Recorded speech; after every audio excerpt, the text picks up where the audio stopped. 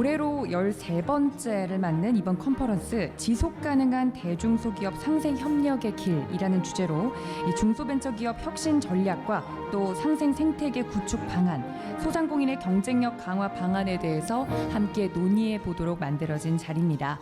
자, 그럼 지금부터 본격적으로 2023 대한민국 상생 컨퍼런스를 시작하도록 하겠습니다. 먼저 개회사가 있겠습니다.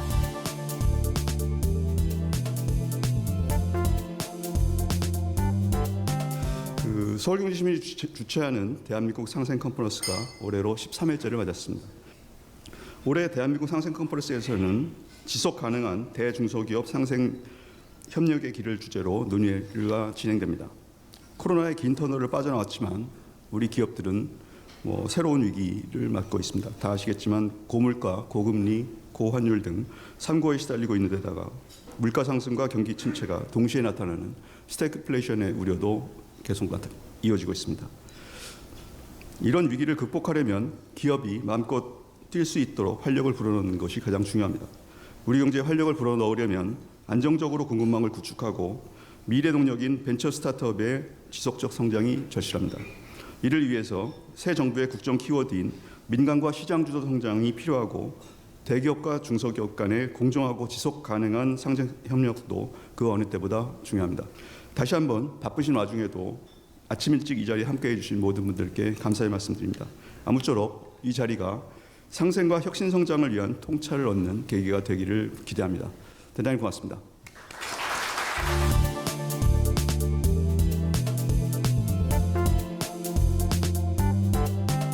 네, 안녕하세요.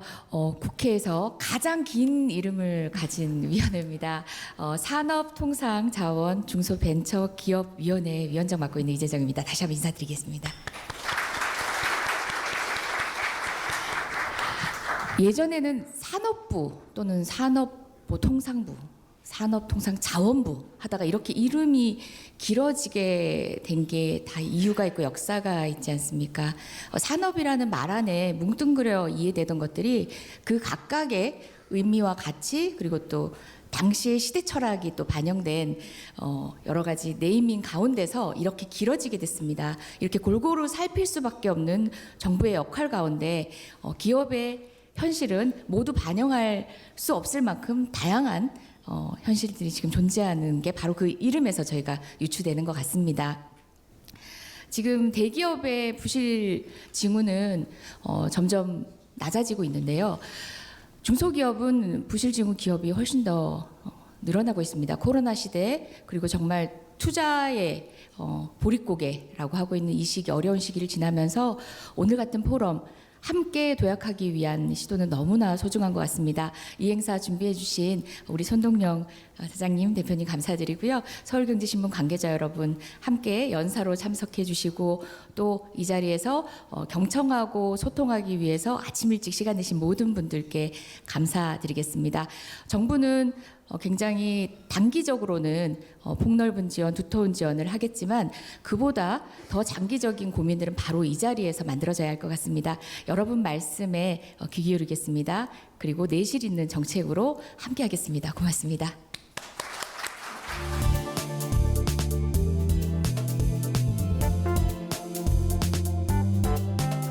여러분 반갑습니다. 오영규입니다. 코로나 팬데믹을 거치면서 우리나라 산업의 구조는 급격하게 변하고 있습니다. 비대면 거래가 폭증하면서 온라인 플랫폼 기업의 시장 영향력이 아주 커졌고 비대면 디지털 기술을 확보한 대기업과 그렇지 못한 중소기업 또 소상공인과의 격차는 더 커지고 있습니다. 지역의 우수한 인력이 양질의 일자리를 찾아서 수도권으로 몰리고 있고 지역 중소기업의 어려움은 더욱 가중되고 있습니다. 이러한 구조적 변화는 결국 대기업과 중소기업의 양극화에 따른 기업 간 갈등을 다양하게 발전시키고 있습니다. 특히 최근 글로벌 경제의 자국 이기주의가 극대화되면서 국내 기업의 국제 경쟁력 제고는 물론 지속 가능한 공급망 확보가 절실한 상황입니다. 이것은 결국 기업 자체의 생존의 문제인 동시에 우리 경제의 성장 동력 확보와 지속 가능한 경제의 구현과 직결되는 문제라고 생각합니다. 그러나 그 길은 중소기업만으로는 한계가 있습니다. 대기업과 중소기업이 함께 논의하고 함께 참여하면서 상생협력과 동반성장의 길을 함께 만들어갈 때 가능하고 정부 및 공공기관과 국민이 함께 참여할 때 시너지 효과가 날 거라고 생각합니다. 이러한 산업구조 및 시장 수요의 변화에 따라 동반에는 동반성장의 정책과 활동을 다양화해 나가고 있습니다. 과거 대기업과 1차 협력사 위주의 동반성장 노력은 2차, 3차 비거래 기업은 물론 2종 산업으로까지 확대되고 있고 수도권 중심의 동반성장 문화는 전국적으로 확대해 나가고 있습니다. 특히 시장을 기반으로 하는 신동반성장 정책은 민간 자율의 상생 협력을 통해 기업 스스로 혁신적이고 선제적인 갈등 해결의 틀을 만드는 동시에 기업의 혁신 생태계 구축을 통해서 기업 자체의 경쟁력 제고는 물론 우리 경제의 지속 가능성 확보에 기여해 나가고 있습니다. 이러한 관점에서 오늘 컨퍼런스의 주제인 지속 가능한 대중소기업 상생 협력의 길은 참으로 시의적절하다고 생각합니다. 이번 컨퍼런스가 대기업과 중소기업의 지속 가능한 상생 협력을 독려하고 시장 주도의 혁신 성장과 글로벌 경쟁력 제고에 많은 도움이 되기를 기대합니다. 오늘 컨퍼런스를 준비해 주신 모든 분들과 참석하신 내외 귀빈 여러분들께 다시 한번 감사의 말씀을 드립니다. 감사합니다.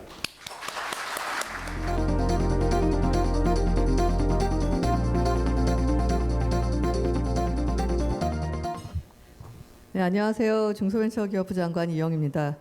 중소벤처기업부에 대한 설명을 조금 드리면 대한민국 기업의 99.9%가 중소기업입니다. 그리고 대한민국에서 일을 하고 있는 종사자의 81%가 중소기업에서 일하고 있습니다. 이 부분은 많이 아시는 분도 있는데 그 아랫줄을 실제 아는 분들이 거의 없으십니다. 우리가 대한민국 수출의 몇 %를 담당할까요? 라고 언론사에 계시는 분들이나 업계에 계시는 분들한테 여쭤봤을 때 제일 적게 나온 게 12%였고요. 제일 많이 나온 게 18%였습니다. 근데 우리는 이미 39.3%를 진행하고 있습니다. 그리고 1년에 기업이 만들어내는 매출의 46.8%를 중소기업이 만들고 있습니다. 그래서 생각하시는 것보다 정말 생각하고 있고 막연히 선입견을 갖고 있는 거에 비해서 중소기업이 대한민국 경제에 차지하는 비중이나 견인력은 점점 커져가고 있습니다. 납품대금 연동제에 대한 이야기를 드리도록 하겠습니다. 이게 딱 1년 전에 제 모습이고 이 장소였습니다. 이 장소에 납품대금 연동제를 법제화하고 시장에 안착시키려고 합니다. 그래서 Y에 대한 얘기를 드렸던 게 뭐냐면 이 14년 동안 중소기업인 분들이 법제화를 요청을 했지만 매번 정부에서 취지는 바람직하나 정부가 시장에 개입하는 것은 바람직하지 않기 때문에 시장의 자체적인 어떤 자율적인 합의점이 도달했으면 좋겠다라고 해서 나온 것이 여기 조정신청권이었습니다. 그런데 조정신청권이 생긴 이후로 조정이 된 건수가 있는 게 아니라 신청 자체도 단 한 건도 없었습니다. 이유는 뭐냐면 가불의 관계가 너무 커서 이 공식적으로 신청하는 것만으로도 불이익이 있다라는 것이 대부분의 중소기업의 얘기였습니다. 자, 14년 동안 두드렸습니다. 그런데 드디어 이제 때가 왔습니다. 윤석열 정부 들어서면서 국정과제에 납품대금 연동제가 포함이 됐습니다. 그리고 중소벤처기업부는 핵심 미션으로 납품대금 연동제를 진행을 했습니다. 제가 5월 13일 날 임명이 됐었거든요. 그래서 바로 착수를 시작을 하고요. 각계 전문가분들로 연동제 TF를 구성을 했습니다. 결론만 말씀드리면 6개월 만에 법제화에 성공을 했습니다. 정말 많은 분들이 도와주셨습니다. 이 법제화의 진통에 대해서 좀 말씀드리면 우리 여기 주은기 부사장님 계신데 첫 번째 TF에 있었을 때 정말 쌀벌했습니다. 대기업분들은 만약에 정부가 강행을 하면 공장을 해외로 이전하겠다라는 발언까지 나왔습니다. 그리고 왜 정부가 개입을 하느냐. 그리고 이렇게 되면 중소기업들은 혁신하지 않으려 들 것이고 결국 소비자에게 그 부담감은 떠안길 것이고 바람직하지 않다라고 말씀하셨습니다. 저도 중소기업을 20년 동안 운영을 했고 제 고객의 거의 80~90%는 대기업 분들이셨습니다. 전 특히 소프트웨어였고 소프트웨어는 아직도 제값을 받지 못합니다. 그래서 전 기억하는데 제가 이런 말씀을 드렸습니다. 첫 번째 TF에서요. 제가 진짜 대기업 분들이랑 일 많이 하면서 제가 온갖 사례를 여기서 다 말씀드릴 정도의 경험이 있는데 제가 이제 장관 됐으니까 화려하게 복수 좀 한번 해보자 라는 식의 작은 생각으로 오늘 이 자리를 임하지 않습니다. 제가 기업체도 해보고 국회도 가보고 이제 부처라고 와서는 뭐 한 달밖에 안 됐으니까 얼마 안 됐지만 이렇게 밟고 올라가서 글로벌 경쟁력을 키우는 시대는 이제 간 것 같고 우리가 클러스터를 형성을 해서 국경 밖에 있는 상대와 싸워야 되는 시대가 온 것은 분명한 것 같습니다. 또한 나라적으로는 이렇게 보이고 만져지는 것에 대해서 서로 제값을 주는 것이 자리 잡지 못하면 보이지만 만져지지 않은 소프트웨어에 대해서 제값을 주기가 힘듭니다. 그러면 보이지도 않고 만져지지도 않는 컨설팅에 대해서 제값을 줄 수가 없습니다. 그런 나라는 디지털 경제의 지식 서비스 산업으로 전환이 불가능합니다. 대한민국의 경쟁력은 시간의 문제지 후퇴할 것입니다. 따라서 우리가 납품대금 연동제라는 것이 대기업이 중소기업을 착취해서 그동안 성장했으니까 제대로 돈 줘. 이런 식의 게임이 아니라 그런 과거가 있었던 적은 있었지만 이제는 하나의 클러스터를 이용해서 국경 밖의 상대와 싸우는 것과 단순히 4차 산업혁명이 왔다, 디지털 대전환이 왔다 이런 식의 어구가 아니라 정말 대한민국의 경제 시스템을 그쪽으로 전환시키기 위해서 원팀으로 움직여야 되는 그 시작이 납품대금 연동제라고 제가 말씀을 드렸습니다. 강한 의지를 갖고 시작은 중소벤처기업부가 한 것이 맞습니다. 정부 입법을 한번 만들어 봤는데요. 제가 국회에 있을 때는 10분만 사인을 하면 법안이 발의됐는데 이게 관련 부처 전체 동의가 필요합니다. 법무부, 공정위, 산자부 등등. 윤석열 정부가 표방한 게 시장 중심의 경제 활성화인데 납품대금 연동제의 취지가 나빠서가 아니라 너무 강하게 드라이브하는 것이 혹시 시장의 경직성을 초래할 수도 있다라는 우려도 정부 일각에 있었던 것이 분명합니다. 저희가 10월 4일부터 본격 시행됩니다. 법제화의 주된 내용은 연동에 관한 약정서를 이제 모두 다 수의탁 계약을 쓰실 때는 반드시 넣으셔야 됩니다.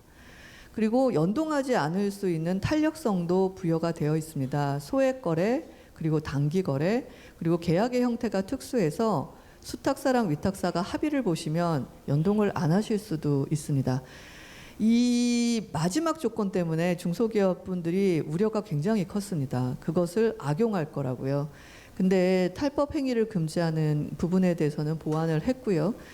지방청의 조사 기능도 강화하고 중소기업 같은 경우는 실제로 연동에 참여할 의지는 있어도 어떻게 하는 방법에 대해서 굉장히 어려워하시기 때문에 연동지원본부에서 교육과 컨설팅을 진행할 예정입니다. 그리고 공정위에서 동일 내용으로 하도급법을 개정하는 것을 진행을 했는데요. 계속 계류하고 있다가 얼마 전에 통과가 돼서 시행일은 서로 같이 맞추는 걸로 했습니다. 그래서 납품대금 연동제와 관련된 정부와 2개의 정부 부처와 그리고 관련된 2개의 법안이 국회와 함께 다 개정이 되면서 실질적인 스타트를 할 수 있게 됐습니다. 법안이 이제 통과가 되고 1월에 공포가 됐습니다. 그리고 2월부터 저희가 수의탁사를 모집하기 시작했습니다. 이 마라톤 뛸 때도 앞에서 먼저 길잡이를 해주시는 팀이 있어야 되잖아요. 오늘 여기 와주셨는데 우리 삼성전자, HD, 현대중공업, 포스코, KT 등 저희가 이 TF에 구성된 대기업분들이 솔선수범해서 연동제에 필요한 계약서 약정이 어떻다라는 것을 구매팀을 통해서 다 정보 제공해 주시고 정말 견인력을 발휘해 주셨습니다. 그러다 보니까 시작이 이제 392개사 매달 보면 이렇게 22개, 10개 늘다가 5월 달부터 보시면 200개, 400개, 300개 이렇게 굉장히 빠른 속도로 지금 증가하고 있습니다. 그래서 이틀 전입니다. 이틀 전 통계를 냈을 때 1,400개 사가 이미 동참을 해서 연동을 시작을 하고 있고요. 저희 연말까지 목표가 6,000개사입니다. 가능할 거라고 생각을 합니다. 그래서 다시 한번 정말 민간의 힘이 무섭다라고 한 게 왜 시작해야 되느냐라는 사회적 합의를 보는 데까지는 부침이 있었던 건 사실이나 가자라는 합의가 딱 되자마자 정말 대기업에서 엄청난 리더십과 노하우 그리고 경험들을 나누어 주기 시작하셨기 때문에 그 부분에 대해서는 오늘 이 자리를 빌어서도 다시금 감사드린다는 말씀을 꼭 전하고 싶습니다. 최근 기사를 검색해 보시면 기술 탈취 관련한 중재를 중소벤처기업부에서 한 몇 건이 굉장히 성공 사례로 올라오고 있습니다. 그 스타트업의 기술을 탈취하거나 베끼거나 했을 때 저희가 초등 대응을 굉장히 신속하게 하고 있습니다. 행정조사를 바로 착수를 하고요. 접수되자마자 저희가 관련된 변호사단을 꾸려가지고 진행을 합니다. 최근에 2건이 대기업이 의도가 있지 않았다. 그러나 설명하거나 변명하려 하지 않겠다. 우리도 억울한 부분이 있다. 하지만 그냥 사업 접겠다. 그리고 스타트업이 커갈 수 있도록 지원하고 육성하겠다. 그런 식의 굉장히 좋은 모델들을 만들어 주셨습니다. 그래서 이 부분도 자리를 잡아 나갈 수 있도록 노력할 예정입니다. 그러면 중소벤처기업부는 앞으로 뭘 하려고 하지? 라는 부분에 대한 설명을 드리도록 하겠습니다. 이 한 페이지에 다 정리가 되어 있는데요. 저희가 이루려는 목적이 바로 이거기 때문입니다. 윤석열 정부 동안 중소벤처기업부는 뭘 하려고 합니까? 라고 한마디라고 요약을 하면 중소벤처기업이 우리 경제의 50+가 되도록 하려고 합니다. 이미 기업수 고용 넘어섰고요. 기업 매출 몇 프로 안 남았습니다. 한 2% 남았습니다. 수출 한 10% 남았습니다. 여러 가지 면에서 50+를 달성을 하고 더 이상 대기업과의 경쟁 구도가 아니라 중소벤처 스타트업이 차지하는 분명한 그 경제 위치와 기여도를 가지고 정부의 리소스가 양쪽으로 배분돼서 2개의 큰 바퀴가 글로벌 경쟁력을 갖고 달려갈 수 있도록 모든 지원과 제도와 이런 것들이 변화돼야 되고 그 결과 더 큰 강한 경제 대국 대한민국을 만들어 보자가 저희의 목표입니다. 가장 큰 주제가 3개입니다. 무조건 글로벌이다. 정말 무조건 글로벌입니다. 국경의 의미가 점점점 없어지고 있고요. 플랫폼 서비스들이 활성화되면서 이건 더 강렬해지고 있습니다. 글로벌은 2가지가 있죠. 우리가 국경 바깥으로 나가는 방법이 있고 국경 안을 다 글로벌로 바꿔버리는 방법이 있습니다. 심지어 이게 다 끝나야 지구촌에 이 우리가 소위 노는 운동장의 규모가 확장돼야 말하고 있는 디지털 경제, 가상 경제까지 확대가 가능합니다. 그래서 굉장히 가열차게 글로벌을 지금 진행하고 있습니다. 그리고 디지털은 뭐 이거는 아시는 것처럼 일할 사람 없고요. 생산성은 높아져야 되고요. 그리고 새로운 도전에 직면하고 있는 신기술들에 대한 생산이 필요한 시점입니다. 그래서 가열차게 하고 있고 저희 또 납품대금 연동제만 저희 대기업이 도와주시는 게 아니라 스마트 공장도 엄청 도와주고 계셔가지고 진심으로 감사합니다. 그다음에 함께 성장인데요. 코로나 기간 동안 다 힘들고 불행하셨다고 그러는데 저희가 갖고 있는 숫자에 의하면 잘 되는 기업들은 정말 날아갔습니다. 그러니까 디지털 신기술과 관련된 기업들은 매출과 성장이 정말 날아갔습니다. 양극화가 계속되고 있습니다. 세계 10대 강국에 들어갔는데도 불구하고 자살률이 제일 높고 노인 빈곤율이 제일 높은 굉장히 불행한 나라입니다. 자, 1차 산업혁명이 일어났을 때 인류사에 처음으로 백만장자가 출현했답니다. 2차 산업혁명이 되니까 생산력이 더 올라가니까 인류사에 처음으로 천만장자가 출현했답니다. 3차 산업혁명이 나왔을 때는 처음으로 억만장자가 나왔답니다.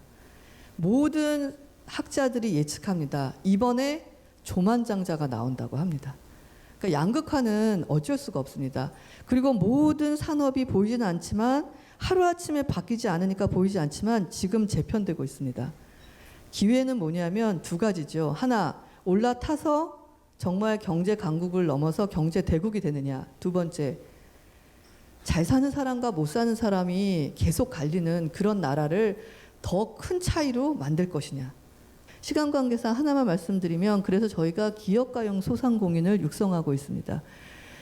퇴직하면 퇴직금 가지고 프랜차이즈 여시고 그 돈도 없으시면 이름 없는 상점 여시고 이런 것이 아니라 이미 소품종 대량 생산을 하는 산업화 시대가 끝나가고 다품종 소량 생산의 시대가 오고 있기 때문에 테크가 아니어도 누구나 창업하는 시대가 이미 열렸습니다.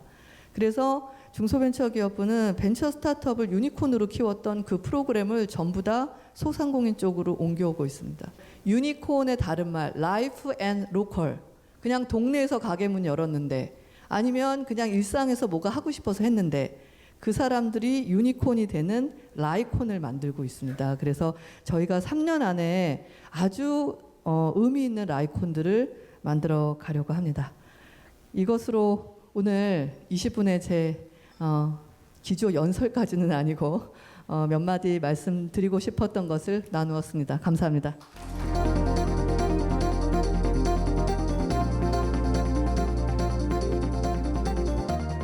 저는 오늘 여기에서 가장 간결하면서도 빠르게 움직이는 스타트업에 대해서 좀 말씀을 드리고자 합니다. 스타트업은 정말로 중요한 상생의 한 축입니다. 저희 삼성전자와 스타트업이 함께 성장하기 위한 상생 추진 전략이라는 제목으로 간단하게 말씀드리도록 하겠습니다. 삼성전자는 Enabling People이라는 기조 아래 다양한 상생 사업들을 하고 있습니다. 특히 청년 실업이나 사회 양극화와 관련되어 있는 사회적 난제 해결을 하기 위해서 저희가 가지고 있는 역량이나 자원을 많이 활용을 하고 있습니다. 오늘은 그 중에서도 C랩에 대해서 좀 말씀을 드리도록 하겠습니다. 저희 C랩은 크리에이티브 랩입니다. 창의, 혁신, 도전을 하는 저희 사내 임직원들의 다양한 아이디어들을 기존의 사업하고는 다른 축으로 좀 육성시킬 수 있도록 구현한 프로그램이었습니다. 2012년에 저희가 시작을 했고요. 한 3년 동안 하다 보니까 사내에서만 수용하지 않고 사외로 나갔었을 때 그들의 아이디어가 더 크고 사회 경제 활성화에도 더 이바지할 수 있다라고 해서 저희가 2015년에 스핀오프라는 제도를 시행을 했습니다. 이러한 저희 삼성사 내의 창의 벤처 프로그램들을 2018년에는 사회에 공헌하고 국내 생태계가 같이 활성화될 수 있도록 해서 외부로도 공개를 했습니다. 그게 C랩 아웃사이드입니다. 그래서 기존에 하던 프로그램들을 C랩 인사이드라고 얘기를 하고 18년부터 나가는 부분들을 C랩 아웃사이드라고 하고 있습니다. 원래 저희 이런 스타트업과 저희 삼성전자가 서로 윈윈할 수 있는 모델을 많이 고민을 하고 있습니다. 인사이드에 대해서 좀 더 자세하게 말씀을 드리겠습니다. 저희는 창의 혁신적인 아이디어를 가지고요. 1년에 한 20에서 30여 개의 사내 벤처 과제들을 선발을 하고 있습니다. 선발 과정 또한 굉장히 기존에 있는 툴하고는 다르게 임직원들이 직접 참여하여 투표도 하고 선발을 하고 있습니다. 이렇게 선발된 과제들에 대해서는요, 그들의 아이디어를 집중적으로 구현할 수 있도록 기존에 있는 업무 공간, 개발 공간에서 따로 독립해서 여기 좌측 그림에서 보시는 곳이 서울대 연구소입니다. 저희 삼성전자 서울대 연구소인데요. 저희가 메인 사업장이 수원인데 수원에서 상당히 분리를 해서 독립적인 공간에다가 1년 동안 연구 개발을 하게 합니다. 저희가 2012년부터 했는데요. 지금은 보편화되어 있는데 호칭, 그 다음에 근태, 자율근무제 이런 부분들을 저희는 그때부터 시작을 했습니다. 이제 저게 기반이 돼서 지금 삼성전자 내에서는 근태 호칭들이 완전히 프리하게 돼 있고요. 유연한 근무제로 자율근무제 저희가 2012년부터 도입을 했었습니다. 성과에 따라서 파격적인 보상도 합니다. 별도의 보상하고 좀 다르게 내부적으로 창의 인센티브라고 해서 지급을 하고 있습니다. 당연히 실패에 대해서는 확실히 용인하는 문화를 정착을 했습니다. 말씀드린 것처럼 스피노프를 2015년부터 했습니다. 삼성전자 안에서 운영하기보다는 시장에 나가서 고객을 읽고 시장을 읽고 더 성장할 수 있는 잠재력이 있는 과제에 대해서는 저희가 스피노프 제도를 도입을 했습니다. 현재까지 2015년부터 현재까지 61개 회사를 창업을 시켰습니다. 한 나간 사내 인력이 한 240여 명 정도 되고요. 추가적으로 고용한 인력이 한 550여 명이 됩니다. 저희가 이렇게 스피노프로 나가는 과제에 대해서는요. 초기 사업 자금을 지원을 하고 있습니다. 한 10억 언더 정도로 해서요. 시드 업체가 어느 정도 한 몇 년 동안 운영할 수 있는 자금은 지원합니다. 또한 개인별로는 퇴직금 외에 플러스 알파의 지원금을 줘서 창업할 수 있도록 지원을 하고 있습니다. 나가기 전까지는 다양한 창업 교육들을 저희가 지원을 하고 있고요. 나간 이후에 시장을 좀 그리고 여러 가지 다른 상황에 따라 어려운 상황이 발생했었을 때 다시 삼성전자로 리턴할 수 있는 기회도 저희가 주고 있었습니다. 당연히 삼성전자와 사업 협력할 수 있는 기회도 가지고 있습니다. 인사이드는 저희가 2012년부터 현재까지 총 360개의 과제를 했습니다. 매년 20, 30개를 해서 한 11년간 정도 해왔고요. 현재에도 31개를 육성하고 있고 매년 2차례의 모집을 하고 있습니다. 360개의 과제 중에 저희가 한 42%가 저희 삼성전자 내에 다양한 사업부에 실제 적용이 되었습니다. 지금은 보편화되어 있지만 TV에 그 OTT 같은 서비스를 하는 그런 프로그램들이 있습니다. 그 부분을 그 C랩에서 했고요. 잘 보실지 모르겠지만 피아노 조율을 하는 것도 있지만 TV에도 오래되면 컬러가 변화가 됩니다. 이 컬러를 캘리브레이션 해줄 수 있는 기술도 여기서 했고요. TV 외에도 휴대폰에 다양한 기술들을 접목을 해가지고 추진하고 있습니다. ESG 상품으로 저희가 에코 패키지라 해서 아마 TV 같이 대형 패키지 같은 경우는 박스가 굉장히 많이 남습니다. 버리고 있는데요. 그런 부분들을 잘 활용을 해가지고 이런 그 아이디어 상품들을 만들고 있고요. 릴루미노가 있습니다. 시각장애인용 그 VR인데요. 이 부분은 지금 잘 개발을 해서 TV에도 접목을 시켰습니다. 그리고 조만간 아마 스마트폰에도 확대를 해서 시각장애인들이 TV를 볼 수 있는 세상이 된다고 합니다. 아웃사이드입니다. 저희 아웃사이드는 말씀드렸던 것처럼 2018년부터 저희 외부로 저희의 노하우, 인사이드에서 했던 노하우를 펼치고 있는데요. 국내의 다양한 스타트업을 육성하고 경제 활성화와 일자리 창출에 좀 기여를 하려고 합니다. 자, 이런 프로그램들이 있는데요. 자세한 내용을 다시 설명드리겠습니다.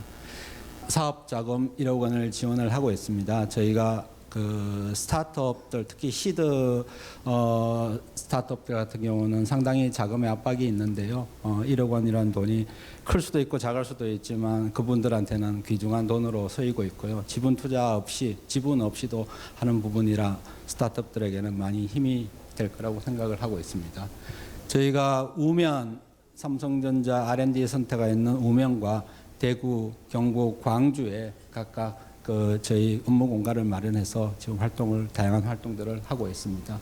기본적으로 한 1년 정도 제공을 하고 조금 더 필요하면 연장할 수 있는 부분도 검토를 하고 있습니다. 저희 삼성전자에서 한 20년 이상 돼 있는 전문가들, 하드웨어 전문가, 소프트웨어 전문가, 기구 개발 전문가들이 각각 우면, 대구, 경북, 광주에 실제 배치되어 있었어요.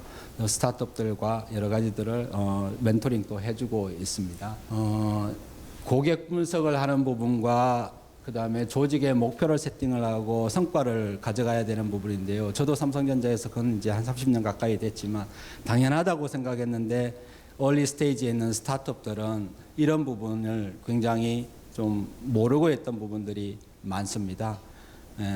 당연히 알고 있을 거라고 얘기를 해보니 어려운 부분들이 많아 저희가 이런 프로그램들을 만들었어요. 특히 얼리 스테이지에 있는 스타트업들을 많이 육성을 해서 여기에 보시는 것처럼 매출도 증가하고 고객 수도 증가하고 내부적으로 특히 이렇더라고요. 얼리 스테이지에 있는 스타트업들을 보면 대표님이 본인의 아이디어를 가지고 추진하려고 하는 강한 생각들이 있는데요. 생각보다 밑에 있는 직원들하고의 소통이 잘 안 되는 케이스가 있습니다.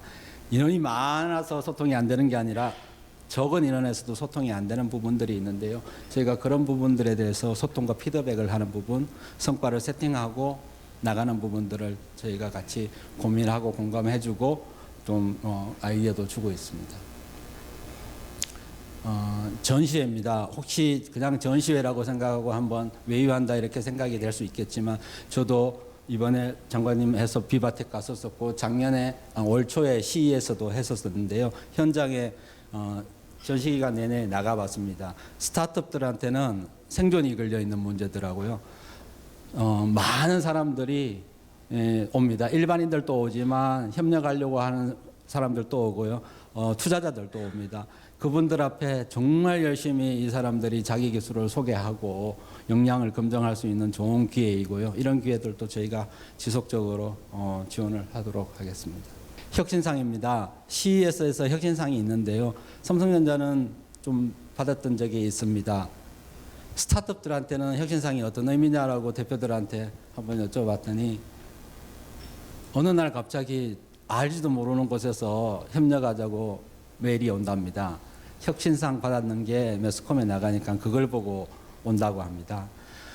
하나하나 나가는 혁신상 받고 한번 받았고 끝났다라는 부분이 아니라 이걸 통해서 스타트업들이 더 성장할 수 있는 기회라고 생각되고요. 저희는 이제 곧 있으면 7월 말에 저희가 육성하는 스타트업들한테 이 CES의 혁신상을 지원할 수 있는 여러 가지 아이디어를 주고요. 기존에 선배 혁신상을 받았던 사람들의 노하우도 전달을 하고 그러려고 하고 있습니다.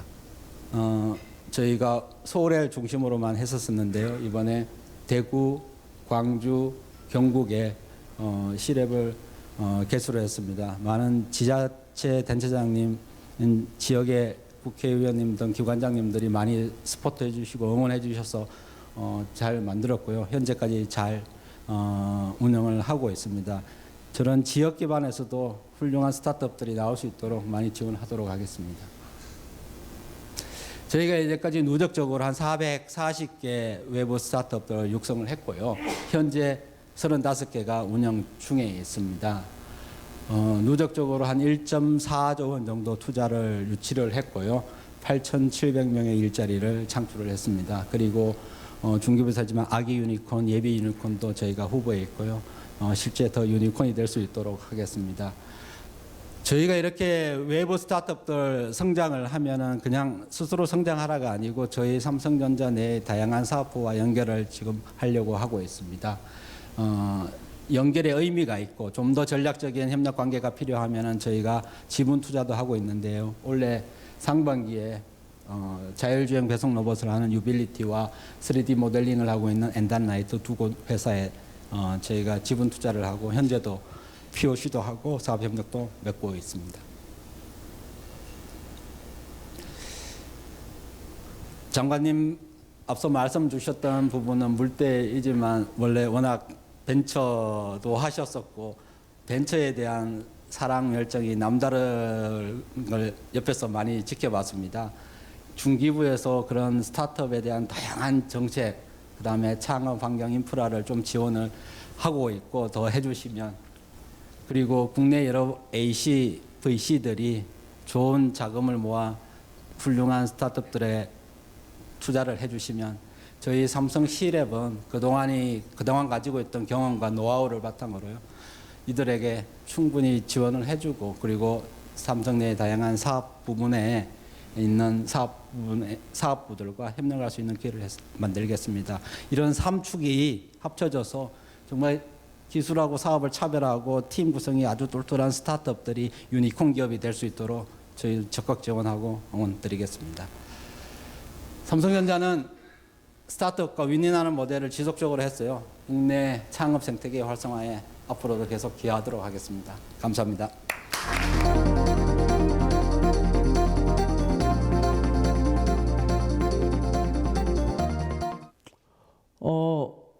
저희 회사에 혹시 오신 분들은 보셨는지 모르겠지만은 정문에 딱 들어가면은 실제적으로 정문에 딱 이 글자가 보입니다. 여기서 키워드는 우리입니다. 이거는 고 창업주이신 정정명희 회장님께서 직접 나름대로 당신께서 발의하신 부분인데, 이게 우리라고 하는 그런 부분이 우리 지금 현재 키워드가 되고 있는 상생, 동반 이 부분하고 정확히 일치가 되는 것 같아요. 여기서 국가가 잘 돼야 또는 회사가 잘 돼야가 아니라 나를 포함한 우리가 먼저 잘 돼야지 그래야 나라와 국가가 잘 된다라고 하는 그런 부분이에요. 여기는 엄청난 상생의 개념의 정신이 숨어 있습니다. 이게 현대 중공업 그룹에 관련된 DNA입니다. 수요 사례라고 표현하는데 물론 많은 회사도 하는 거지만 실제로 저희들이 하는 그런 부분은 우선 자금 지원에 관련된 그런 부분이 굉장히 요원한 부분이겠죠. 유동성이라든가 지구 환경 개선, 복지 사업에 관련된 여러 가지 경영 안정화를 위해서 지원하고 있는데요. 우선은 협력사 대출 이자 지원에 관련된 부분인데요. 실제적으로 많이 어렵습니다. 어려운데 그분에 관련된 부분은 저희들이 금융에 관련된 대출 이자를 지원하고 있습니다. 3,300억이 크다면 클 수 있고 적으면 적다라고 할 수 있는데 이런 부분이 저들 함께 동반하고 공생하는 그러한 협력업체의 숨통을 트이는 부분은 맞다라고 보고요. 그 다음에 발전기금 관련해 가지고는 저희들이 이제 무이자 대출을 하고 있습니다. 적지 않은 업체가 있는데 이 부분에 관련된 그런 부분이 이렇게 할 수밖에 없는 개념이 저 업체들이 실제적으로 적은 업체를 하더라도 그 업체가 조정에서 멈췄으면은 저희들 업계상 흐름 공정이기 때문에 그 부분이 인터럽 되게 된다라고 하면은 그런 부분이 전체로 다 멈춰서게 돼요. 이게 결국은 호황에 있을 때 저희들이 가지고 있는 동병상련의 문제입니다. 그래서 같이 갈 수밖에 없는. 그래서 저는 공생을 이렇게 생각을 해요. 그냥 개념적으로 우리 같이 가야지 살아라는 개념이 아니라 같이 가지 않으면은 다 같이 죽습니다. 그런 개념의 필연에 또 아주 필연적인 요소로 가기 때문에 그런 부분이 오히려 호황으로 될 때 저희들 똑같이 느끼는 그런 부분이기 때문에 저희들은 정부에서 뭐라고 하지 않더라도 그렇게 갈 거고 또 적극적으로 할 수밖에 없습니다. 조기 대응 지금 그 다음에 근로자 복지 사업에 관련된 여러 부분을 실제적으로는 저희 단독 회사뿐만 아니라 정부의 많은 도움, 지자체의 많은 도움으로 같이 연계해서 지금 진행되고 있는 것이 현실입니다. 작년보다 올해가 더 역동적으로 가고 있고요. 또 저는 믿습니다. 올해보다 내년이 더 역동적으로 갈 걸 믿습니다. 복지 지원 관련해 가지고 하나 소개해드릴 것은 전 뿌리 산업 선도 단지입니다. 참고로 이제 6개 뿌리 산업을 저는 하는데 이게 굉장히 기초 산업이 되겠죠. 주조나 용접 그리고 소송, 도장, 금융, 열처리 이렇게 6개 뿌리 산업을 구성을 해가지고 이 부분에 대한 산업단지를 조성하는데 저희들 울산에 이 부분이 이제 선도단지로 운영이 되고 있습니다. 이 중에 이제 한 부분이 제가 소개할 게 뿌리 아카데미관입니다. 이게 저는 회사에서는 이 건물을 제공하고 지자체와 같이 협력을 해가지고 저희들이 한 200억 정도의 규모를 가지고 지금 현재 진행해서 내년이면 아마 완공이 됩니다. 이 부분은 협력사 중심으로 이루어지면서 협력사에서 여러 복지, 교육 이런 부분을 총괄적으로 시행하는 저 아카데미 그러한 센터라고 보시면 됩니다. 이 부분이 특히 작금에는 외국인 노동자 여러 가지 부분과 연계돼 가지고 저희들이 외국인 지원 센터를 운영하지만은 그건 같이 연계해 가지고 좀 더 확대해서 융합적으로 또 적극적으로 저희 지원하면서 운영할 생각입니다. 인력 수급에 관련된 부분이 전에 말씀드린 것처럼 저희한테는 굉장히 중요한 문제입니다. 솔직히 내국인에 관련된 조선산업계에서 인력은 계속 이탈되고 있습니다. 거기엔 여러 가지 요소도 있죠. 인구 출생률 0.78이라고 하는 절대적인 요소도 있고요. 또 산업 전반에 관련돼 가지고 선진 고도화되면서 통상적인 전통적인 기관 사업이나 아니면은 노동집약적인 사업은 실제적으로 젊은 사람들이 많이 기피하고 있는 게 현실입니다.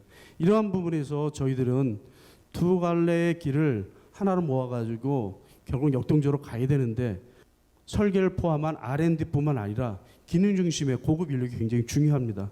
이런 부분을 해가지고 적극적으로 저희들이 교육이라든가 여러 가지 프로그램을 진행하고 있는데요. 기능 올림픽에 관련된 기능 요원들의 수급과 이 인원들은 실제적으로 단순히 기능을 습득하는 것뿐만 아니라 현재도 그렇고 미래 기능에 관련된 산업 여건의 리더입니다. 아마 이 사람들이 실제적으로 저희 업을 끌어가는 중추 세력으로 더 갈 거라고 생각합니다. 그래서 저희들이 이런 생각을 합니다. 여태까지는 기능과 그다음에 경영의 개념이 쌍축으로 이루어갔어요. 이런 부분이 한계에 부닥치는 것을 저희들은 느끼고 있고요. 이제는 쌍축이 이제 완축으로 왔었죠. 이러한 부분을 두 개의 축으로 이루어가는 그런 부분이 분명합니다. 서구 선진 국가에서 이루는 것처럼 마에스트로로 해가지고 단순히 기능뿐만 아니라 이분들이 그 기능을 중심으로 고도의 기술을 유도하는 또 다른 선도적인 과학자 아닌 과학자의 개념으로 가는 그런 부분이 우리 산업을 일으키는 특히 조선업에 관련된 중요한 요소라고 봅니다. 100명 정도의 올림픽 입상자가 지금 현재 배출하고 있고 이 인원들은 실제적으로 일선에서뿐만 아니라 실제적으로 기능교육 훈련을 해서 주도적인 역할로 교육하고 또 중장기적으로 여러 개발하고 이런 부분에 관련된 부분을 하고 있습니다. 내국 인력 수급 지원이 실제적으로 쉽지는 않습니다. 그래서 국내 나름대로 유수한 학교는 아니지만은 나름대로 전문대를 중심으로 또 기술대학을 중심으로 저희들이 적극적인 MO를 해가지고 어떻게 하면은 맞춤형의 인재를 저희들이 육성할까 여기에 굉장히 많은 고민을 하고 있습니다. 물론 지원자에 비해서 최종적 열매를 따는 그런 부분은 한 20% 정도 내외인데 포기할 수 없는 부분입니다. 그래서 이 부분들을 저희들이 실제적으로 핵심 기술에 관련된 부분은 내국인 중심으로 저희들이 계속 승계하고 진화되어 가야 되는데 이런 부분 관련돼 가지고 저희들이 많은 고심 속에 있지만은 이 부분도 하나씩 개선돼서 분명히 열매를 맺을 것으로 봅니다. 전에 말씀드린 대로 저희들은 실제적으로 상당 부분에 관련된 부분을 외국인에 이제는 의존하지 않을 수 없는 상태입니다. 여기서 굉장히 중요한 시사점이 저는 있다고 봅니다. 물론 이 자리가 중소기업, 대기업에 관련된 상생의 무드라고 하지만 저는 좀 더 넓은 차원으로 좀 보고 싶어요. 우리나라 현실을 딱 보면은 0.78이라고 하는 그런 부분 너무 잘 아시겠지만 30%의 인구가 쇼테이지 난다는 얘기입니다. 결국은 그 인구가 쇼테이지 났다는 그런 부분은 선진국에서 모두가 다 겪었던 일일 거예요. 최근에 모 장관님께서 이런 부분에 관련된 발언을 하시는 걸 딱 보고 적극적으로 동참합니다. 앞으로 대한민국의 미래는 중소업체가 대기업과 어떻게 공생해서 완팀이 돼가지고 국제적인 경쟁력을 갖는 게 중요하겠죠. 굉장히 중요한 부분이고 그 안에는 내적인 요소는 어떻게 내국인과 외국인 근로자가 잘 융합해가지고 완팀으로 가느냐 이 부분이 굉장히 중요한 요소 같아요. 거기에 최일선에 있는 게 HD 현대중공업 울산이라고 저는 감히 말씀드리고 있습니다. 외국인 수급에 관련돼 가지고 저희는 3축으로 움직입니다. 지금은 당장 인력 수급이 당장 필요하기 때문에 맞춤형보다는 현지에 가서 적극적으로 관련된 기능공들을 저희들이 직접 모니터링하고 때로는 테스트하고 데려옵니다. 하지만 이건 한계가 있습니다.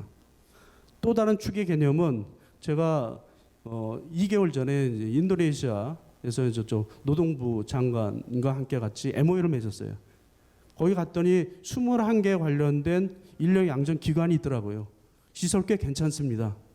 그래서 맞춤형으로 우리가 필요한 인원을 맞춤형으로 교육식을 키워서 데려오자라고 하는 게 한 축입니다.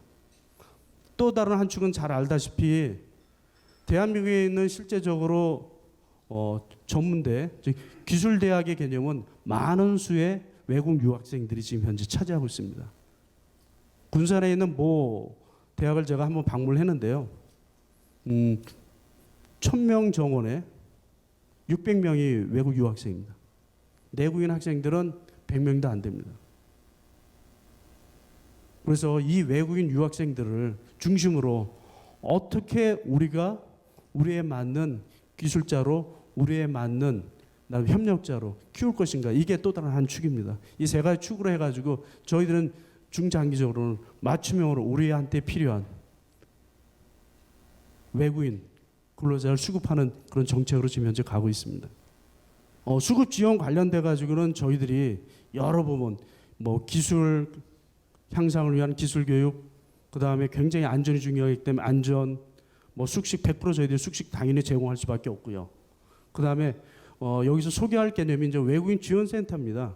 저희들 외국인 지원센터를 이제는 한 3개사 포함해가지고 한 70명 정도의 개념 운영하는데, 단순히 통번역뿐만 아니라 이 사람에 관련된 나름 상담, 그리고 더 나아가지고 행정 지원까지 다 하고 있습니다. 완스톱으로. 이분들이 여기 와서 정착을 하게 되면은 실제적으로 여러 가지 제도, 또 여러 가지 행정, 또 자격 변경, 이런 부분에 관련된 부분이 굉장히 많은 시간이 걸리고 다 돈입니다. 이러한 부분을 저희들이 외국인 지원센터에서 전부 다 무료로 다 진행하고 있습니다. 제가 한번 돈을 계산해 봤어요. 저희 회사에 한 1년 정도 그러면 이분들이 받는 혜택이 얼마냐? 한 20억 정도 되더라고요. 뭐 하여간 이런 부분에 관련된 눈에 보이게 보이지 않게 끌어안으면서 이 사람들이 안정적으로 생활할 수 있게끔, 뭐 더 나아가서는 휴일 같은 경우는 이분들이 방황을 하잖아요. 그러면 뭐 문화 활동, 그다음에 체육 활동뿐만 아니라 종교 활동까지 저희들이 적극적으로 지원을 하고 있습니다. 원하는 나름대로 종교 활동을 하겠다라고 하면은 적극적으로 차량 지원도 하면서, 이러면서 안정적으로 이분들이 우리나라에 정착할 수 있도록 이런 직간접적인 저희들이 지원 정책을 지금 현재 펼치고 있습니다. 기술 지원 관련돼 가지고 좀 우리가 이제는 노령화가 되지 않습니까? 그러면 저희들 산업계에 있어 가지고는 숙련된 기능 공이 굉장히 부족합니다. 부족하다는 것은 앞에서 리딩해서 할 수 있는 그런 부분에 관련된 부분도 부족한 부분이 되겠죠.